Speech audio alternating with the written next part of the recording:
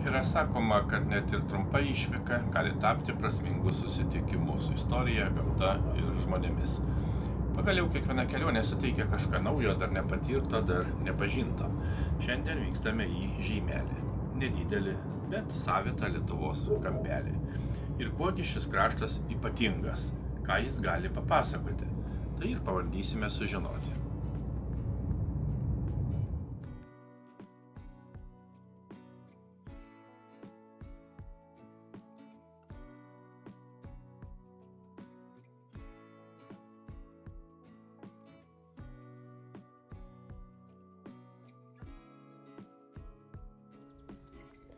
Taip, šiandien esame dar viename įdomiame ir istoriniu ir kitais požiūriais Lietuvos miestelyje, galima sakyti Lietuvos pakraštyje, Žiemgaloje, ir būtent čia yra Žeimelis. Žeimelis yra nedidelis miestelis, priklauso Pakruojo rajono savivaldybei, tačiau istoriškai pirmą kartą paminėtas 1500 metais, tai išties yra senas miestelis, ir čia taip pat gausu įvairių įdomių iš tiesų dalykų. Yra muziejus, Žeimelio muziejus, taip pat kraštotyros buvęs muziejus, taip pat yra senosios technikos, įrankių, instrumentų muziejus, išties įspūdingas ir gausus. Be abejo, yra net dvi bažnyčios, tai yra liuteronų evangelikų bažnyčia ir taip pat Šventųjų Petro ir Povilo katalikų bažnyčia. Apžiūrėsime, pasivaikščiosime ir papasakosime.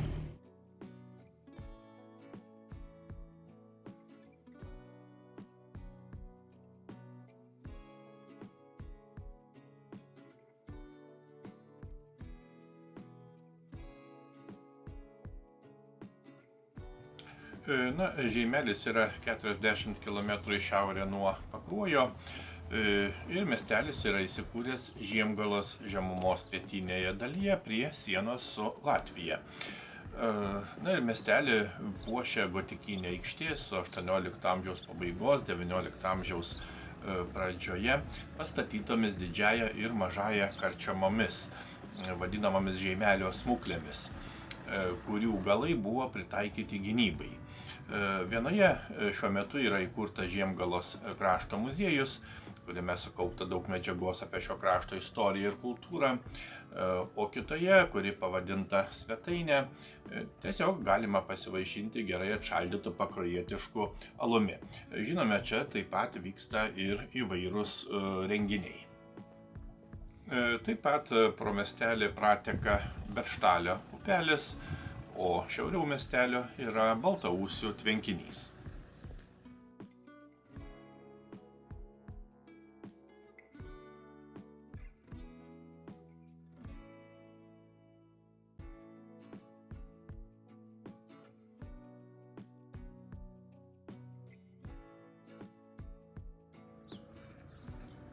Žeimelio centre akį pirmiausia patraukia Vienybės aikštė. Tai atvira, tvarkinga, jauki erdvė, tarsi telkianti visą miestelio gyvenimą. Joje susilieja ramybė ir savotiškas iškilmingumas. Čia nėra jokios didmiesčio skubos, todėl aikštė kviečia sustoti, apsidairyti, įsižiūrėti į aplinką. Ši vieta atrodo ne tik kaip miestelio centras, bet ir kaip jo atminties bei bendrystės ženklas. Būtent 2022 metais čia buvo atidengtas paminklas pasaulinio garso mokslininkui Teodorui Grotusui, gyvenusiam netoli Žeimelio, būtent Gedučiuose. Aikštėje stovintis paminklas Teodorui Grotusui suteikia šiai erdvei ypatingos prasmės. Bronzinė skulptūra įamžina žmogų, kurio vardas svarbus ne tik Pakruojo kraštui, bet ir viso pasaulio mokslui. Paminklas tarsi primena, kad net ir mažame Lietuvos miestelyje gali būti gyva didelės asmenybės dvasia.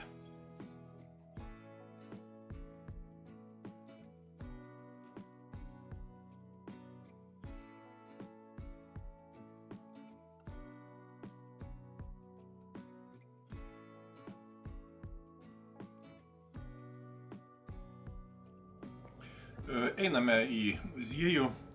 Lankantis Žeimelyje būtų visiškai nedovanotina neužsukti į šį puikų muziejų, kuris vadinamas Žiemgalos muziejumi. Taigi labai smagu, kad noriu pristatyti mūsų Žeimelių Žiemgalos muziejų. Muziejus, kuris yra labai senas, jau, kaip labai senas, 59 metais įkurtas mūsų kraštiečių Juozo Šliavo, mokytojo Žeimelėje dirbusio anglų kalbos.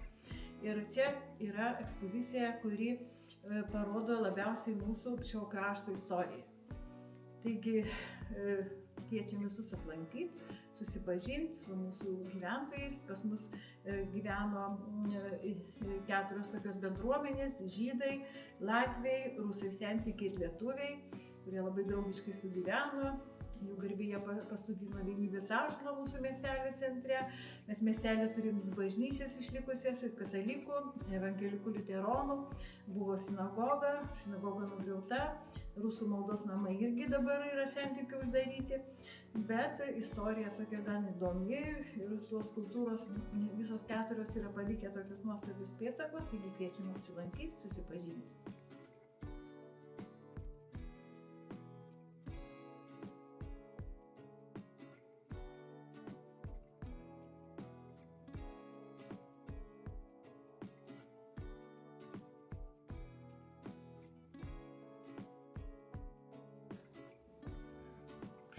Žiemgalos muziejus Žeimelėje yra viena svarbiausių šio miestelio kultūros vietų. Jis pasakoja apie senąjį Žiemgalos kraštą, jo žmones, papročius, istoriją. Muziejaus pradžia, kaip jau buvo minėta, siekia 1958-59 metus, kai vietos mokiniai, skatinami mokytojų, ėmė rinkti archeologinius radinius ir domėti savo krašto praeitimi. Vėliau, žinoma, muziejus augo, plėtėsi, o šiandien jis yra neabejotinai svarbus Pakruojo krašto atminties saugotojas. Ypatinga ir pati muziejaus aplinka. Jis įsikūręs Žeimelio centre, istorinėme pastate, kuris tik dar labiau sustiprina senovės ir autentiškumo įspūdį. Muziejaus erdvėse, kaip matome, sukaupti archeologijos, etnografijos ir istorijos rinkiniai leidžia išties tarsi keliauti laiku, nuo senųjų žiemgalių gyvenimo pėdsakų iki vėlesnių šio krašto žmonių buities, darbų ir tradicijų.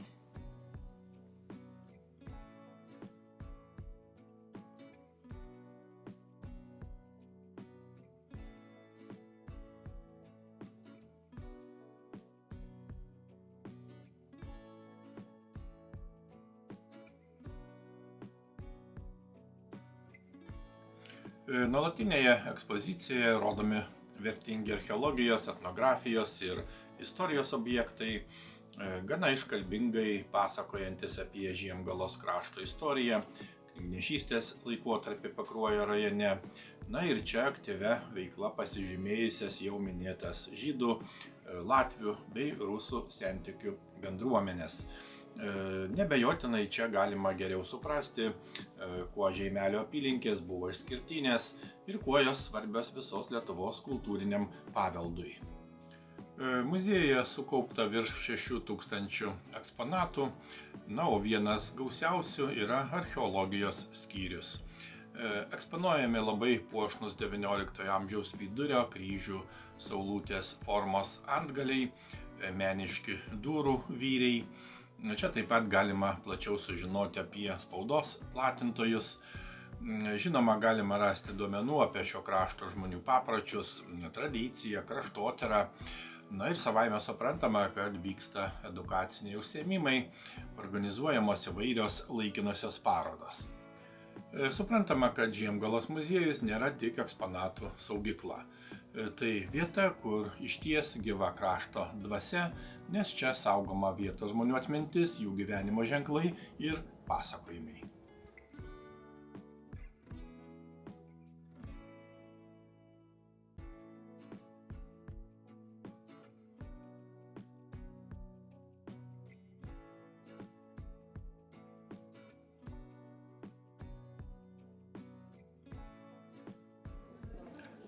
Užsukame ir į Teodoro Grotoso laboratoriją. būtent Žeimelio miestelis garsėja pasaulinio garso mokslininko Teodoro Grotuso atradimais.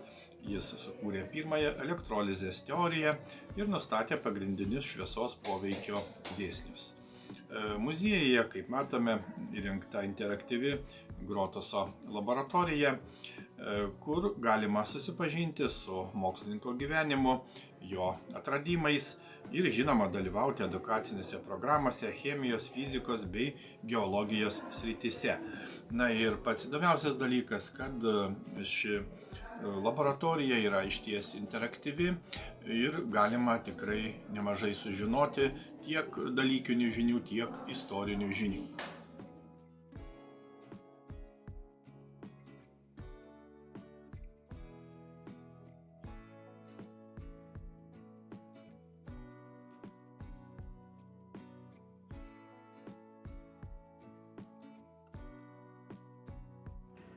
Čia mes keičiam parodas kas mėnesį, įvairių dailininkų, iš visur, iš Latvijos ir iš Ukrainos, ir iš Lenkijos, iš visų, kiek mes turim pažįstamų dailininkų, kviečiam dalyvauti ir parodyti žeimeliečiams savo kūrinius. Tai yra, matome, kokie čia graži paroda.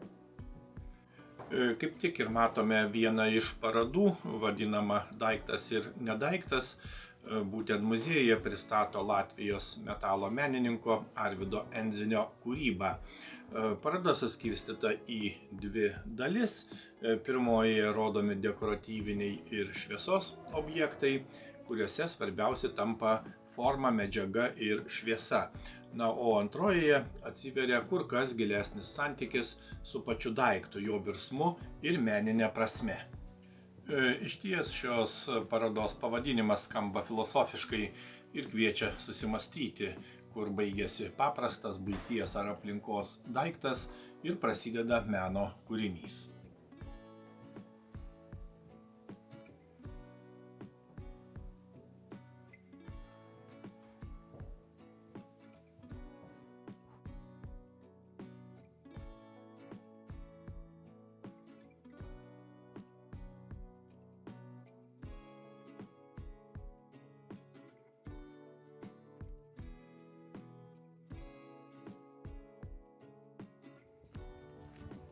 Einame į dar vieną įdomų muziejų, tai yra senųjų įrankių ir technikos muziejus Žeimelėje. Išties įdomi vieta, praturtinanti šio miestelio kultūrinį veidą. Jis pradėjo veikti 2020 m. rudenį, o muziejus buvo įkurtas sename evangelikų liuteronų pastorato pastate. Šią vietą įsteigė Žeimelio bendruomenės centras kartu su vietos gyventoju Juozu Grigaliūnu, kuris išties daugelį metų vienas rinko senosios technikos ir įvairių remonto įrankių eksponatus. Čia galima iš arti pamatyti daiktus, kurie kadaise buvo neatsiejama kasdienio gyvenimo dalis. Tai ir seni įrankiai, technikos prietaisai ir remonto reikmenys. Čia pasakoja apie žmonių darbštumą, sumanumą ir laikus, kai kiekvienas daiktas turėjo aiškią paskirtį ir buvo naudojamas ilgai, atsakingai ir taupiai. Todėl muziejus ne tik supažindina su praeities technika, bet ir primena senąjį gyvenimo būdą, kuriame daug kas buvo grindžiama kantrybė, meistriškumu, ir žinoma pagarba darbui.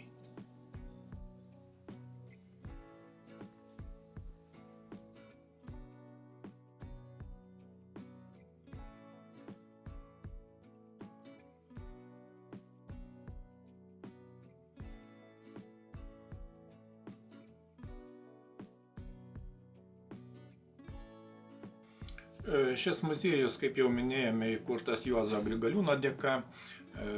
Šis žmogus visą gyvenimą rinko senosios technikos ir įvairių remonto įrankių pavyzdžius ir jų sukaupė išties tiek daug, kad drąsiai galėjo suformuoti muziejinės ekspozicijas. Išties sunku patikėti, kad visus juos sukaupė vienas žmogus. Tačiau svarbiausia čia yra tai, kad visi šie istoriniai agregatai iš esmės veikia. Muziejus taip pat, žinoma, auga, eksponatą jam tebedovanoja žmonės, o vieną kitą muziejininkas įsigyja ir savo lėšomis. arba kartais jam tiesiog pasiūloma apsilankyti vienoje ar kitoje senųjų krašto gyventojų sodyboje ir apžiūrėti ten saugomus senovinius reikmenis.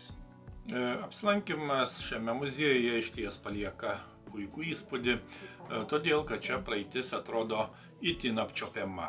Eksponatai netrodo vien kaip seni daiktai, jie tampa tiesiog gyvais liudininkais, pasakojančiais apie buities, amatų ir technikos raidą.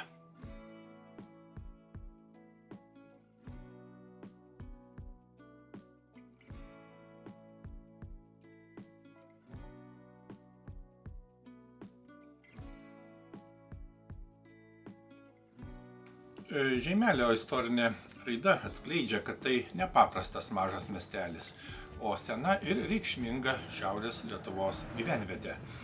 Rašytiniuose šaltiniuose Žeimelis pirmą kartą paminėtas 1500 metais, iš pradžių kaip dvaras, o jau 1542 metais minimas ir pats miestelis. Jis kūrėsi senojoje Žiemgalių žemėje, prie svarbių kelių, todėl ilgainiui tapo ne tik vietos gyvenimo, bet ir prekybos bei kultūrinių ryšių centru. Vasaros, žemė vasaro laikas. Čia viduje jeigu nuėjai padarė kažkur. Kad patys to pastatą iš laukų vidos tik tai jeigu.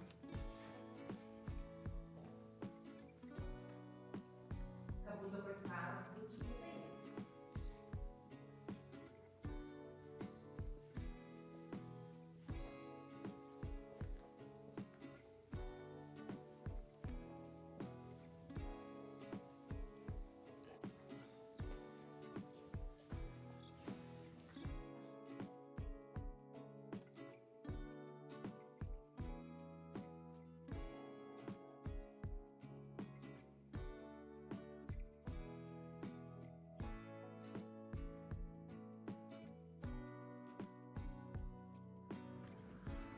Žinoma, didelę reikšmę Žeimelio augimui turėjo jo pasienio padėtis.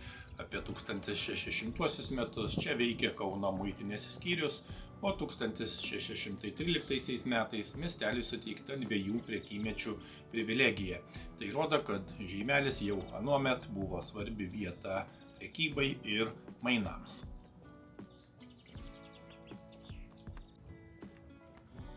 Einame aplankyti bažnyčias.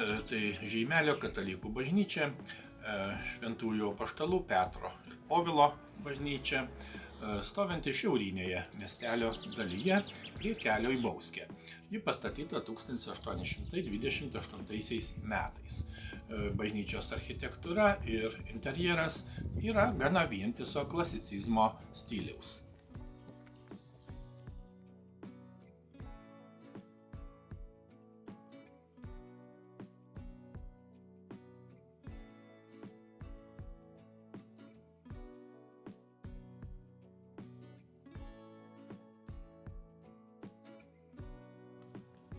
Bažnyčios vidaus interjeras tikrai savitas, yra 3 mūriniai klasicistinio stiliaus altoriai su įkomponuotais paveikslais ir skulptūromis.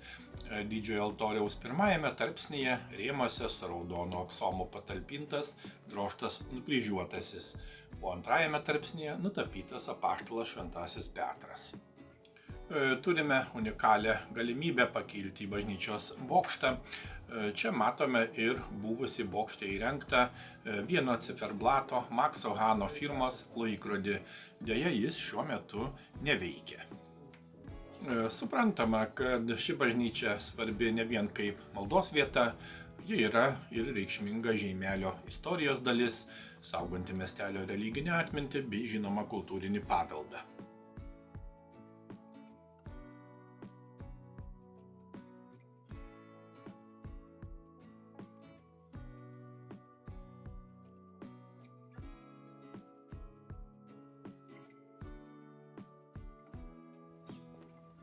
Kaip jau minėjome, čia yra ir antroji bažnyčia.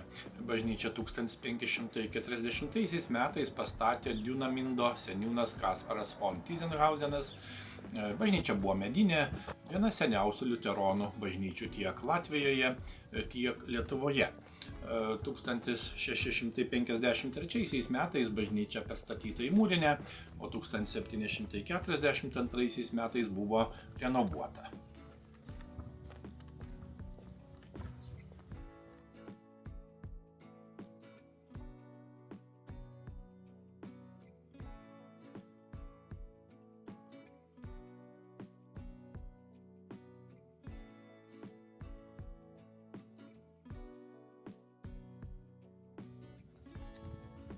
Pirmosios žinios apie mokyklą Žeimelėje siekia 1592 metus. Tai rodo, kad švietimas šiame miestelėje turi gilias istorinės šaknis ir yra svarbi Žeimelio praeities dalis. Šiuo metu čia veikia pagrindinė mokykla, kuri anksčiau buvo gimnazija.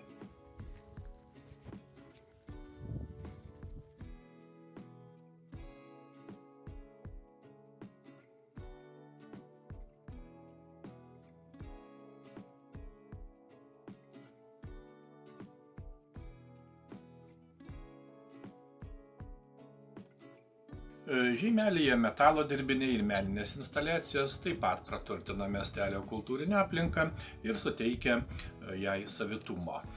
Čia vykstantis metalo menininkų plenerai praturtina miestelio kultūrinį gyvenimą ir suteikia jam kūrybiškumo bei šiuolaikinio meno gyvybės. 2025 metais buvo minima miestelio 525 metų sukaktis. Buvo surengtas tarptautinis pleneras Žeimelis 525, kurio pabaigoje pristatyta dalyvių darbų paroda.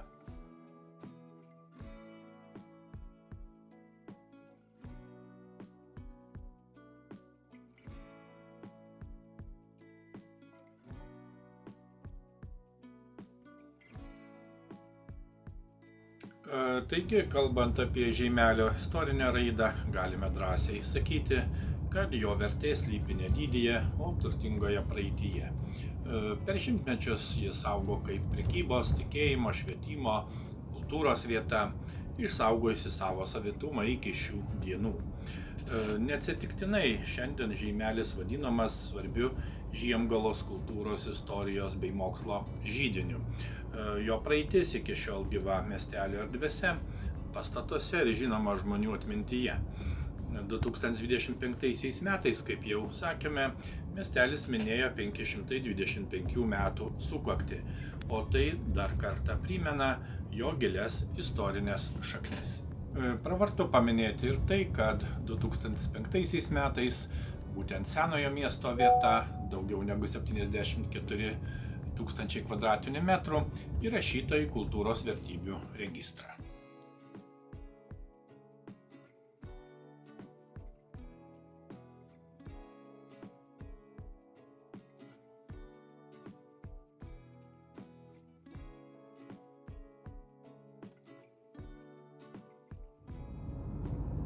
Taigi Žeimelis senas žiemgalių miestas, kuriame garbinga praeitis gyva ir šiandien. Nuo seniausių laikų čia puoselėjamos kultūrinės tradicijos, tęsiamos su meile, pagarba ir pasididžiavimu. Iki kitų puikių kelionių.